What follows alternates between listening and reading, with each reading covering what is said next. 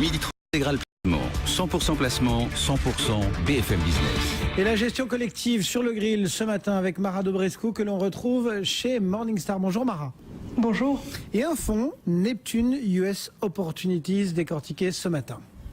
Oui, alors c'est un fonds qui permet d'investir sur les grandes valeurs américaines avec un style croissant. Un fonds proposé par Neptune Investment Management, qui est une société de gestion britannique indépendante où près de 75% du capital est détenu par les employés de la société de gestion. Alors, qui est aux commandes de ce fonds ? Alors c'est Félix Wintle qui gère ce fonds depuis 2005. Il est responsable du pôle Action US chez Neptune. Il gérait auparavant également un fonds Amérique latine, mais il a renoncé à ce mandat pour se consacrer exclusivement aux actions nord-américaines. C'est un point positif selon nous parce que ça évite que sa charge de travail soit trop lourde. C'est d'autant plus important que les ressources d'analyse chez Neptune sont moins conséquentes que chez sa concurrents, et c'est à chaque gérant d'encadrer l'analyse sur des secteurs spécifiques. À ce titre, Félix Wintle couvre lui la santé et sa co-gérante Rebecca Young couvre les valeurs industrielles. Qu'est-ce qu'on trouve justement en portefeuille ? Alors la philosophie de gestion de ce fonds commence par l'allocation sectorielle, puis le choix de titres est fait au sein de chaque secteur. L'équipe préfère globalement des sociétés qui génèrent des flux de trésorerie importants et qui sont en mesure de commencer à payer un dividende ou d'augmenter un dividende déjà existant.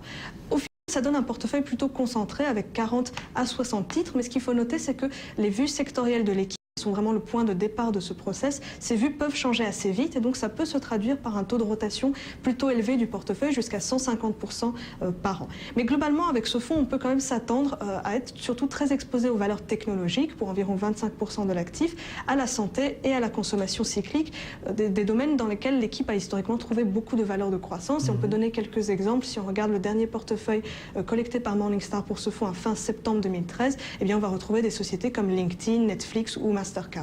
Et en termes de résultats, est-ce que la performance est au rendez-vous ? Ben oui, depuis que le gérant a repris ce fonds en août 2005 et jusqu'à fin février 2014, il a surperformé la catégorie de près de 4 points de pourcentage, son indice, le S&P 500, de près de 3 points de pourcentage.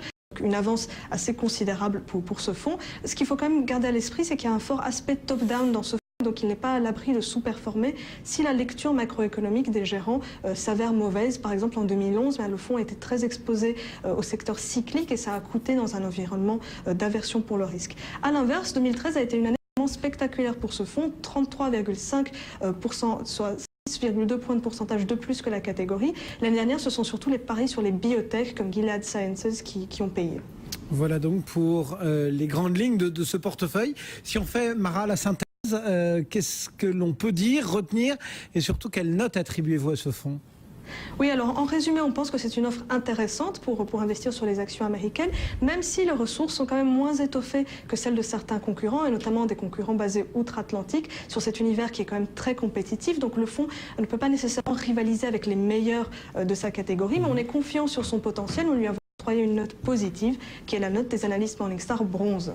Ce fonds, c'est le Neptune US Opportunities. Merci beaucoup Mara Dobrescu, que l'on retrouvait depuis